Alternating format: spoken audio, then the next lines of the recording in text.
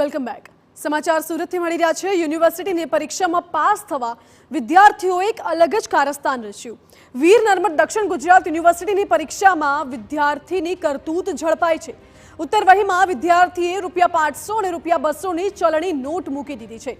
પરીક્ષામાં ઘણા સમયથી નાપાસ થતો હોવાનું પણ વિદ્યાર્થીએ લખ્યું છે લખાણ, જેથી ઉત્તરવહી ચકાસનાર પ્રોફેસરે વિદ્યાર્થીને 0 માર્ક્સ આપ્યા છે. આ કરતૂત બદલ વિદ્યાર્થીને યુનિવર્સિટીએ ફટકાર્યો છે ₹500નો દંડ. ઉત્તરવહીમાંથી મળેલી ચલણી નોટો વિદ્યાર્થીને પરત કરવામાં આવી છે. વીર નર્મદ સાઉથ ગુજરાત યુનિવર્સિટીની અંદર જે વિવિધ પરીક્ષાઓ લેવાતી હોય છે તેની અંદર જે વિદ્યાર્થીઓ છે અવારનવાર જે ખેલ કરતા હોય છે પાસ થવા માટે, ત્યારે આ વખતે જે ચલણી નોટો છે તે એક્ઝામની અંદર મૂકવામાં આવી છે. તો આપણી સાથે યુનિવર્સિટીના જે અધિકારી જોડાયા છે તેમની સાથે વાત કરીશું. સાહેબ, શું આ વખતે વિદ્યાર્થીઓએ ખેલ કર્યા છે, શું કારણ?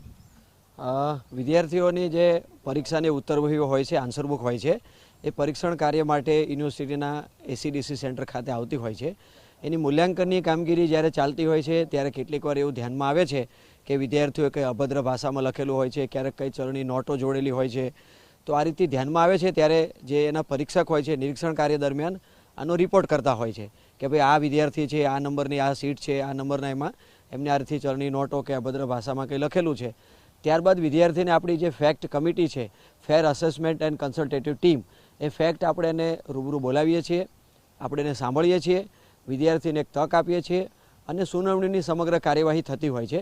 એ કાર્યવાહી દરમિયાન ઘણીવાર વિદ્યાર્થી આવી ચલણી નોટો નથી જોડી એવું નકારે પણ છે અને ઘણીવાર સ્વીકારી પણ લેતા હોય છે.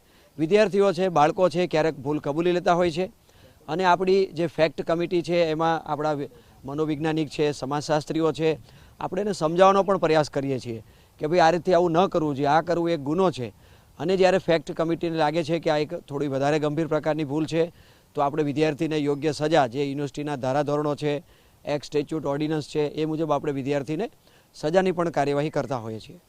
છેલ્લા ઘણા સમયથી આ રીતના કિસ્સાઓ છે અવારનવાર જોવા મળતો હોય છે. અભદ્ર શબ્દો, પ્રોફેસરોને ગમે તેમ લખવું અને આ રીતે ચલણી નોટો, શું લાગે છે વિદ્યાર્થીઓની માનસિકતા ઉપર શું કહેવું? અત્યારનો જે યુવા સમાજ છે, અત્યારે ઇન્ટરનેટ, આ બધી વસ્તુઓના લીધે એક મનોવૈજ્ઞાનિક, તો વાત આપની સાચી છે, એ પ્રકારનું એક વાતાવરણ છે. પરંતુ વિદ્યાર્થીઓને જે આપણી ફેક્ટ કમિટી હોય છે એ એમને સાંભળે છે ત્યારે ઘણીવાર આપણે સમજાવવાનો પણ પ્રયાસ કરીએ છીએ કે આ રીતથી ન કરવું જોઈએ, આવું કરવું એક ગુનો છે. અને છતાં પણ આવું કરે છે તો વિદ્યાર્થી જ્યારે આવું લાગે છે, ધ્યાનમાં આવે છે, ત્યારે આપણે એને પરીક્ષાનું પરિણામ રદ કરવાની 1 વર્ષની સજા, આર્થિક સજા, ક્યારેક ક્યારેક ગંભીર ગુના જણાય તો 2 વર્ષ સુધીની પણ આપણે સજા કરીએ છીએ. પરંતુ વિદ્યાર્થીઓ છે, બાળકો છે, એટલે આપણે એને પહેલો આપણો પ્રયાસ છે યુનિવર્સિટીનો કે આપણે એને સમજાવવાનો પ્રયાસ કરતા હોઈએ છીએ. આ તો યુનિવર્સિટીના રજિસ્ટ્રાર જે રીતે કહી રહ્યા છે, વિદ્યાર્થીઓ છે સોશિયલ મીડિયા અને ઇન્ટરનેટના કારણે આ રીતની જે છે તે વર્તન કરતા હોવાનું પ્રાથમિક જે ધ્યાને આવી રહ્યું છે. પણ જે રીતે યુનિવર્સિટીની જે કમિટી જે છે તેમના દ્વારા જે માર્ક છે તે 0 મૂકવામાં આવતા હોય છે અને આગળની કાર્યવાહી કરવામાં આવતી હોય છે. કેમેરામેન સંજય ચંદ્રલ સાથે બલદેવ સુધાર, TV9 સુરત.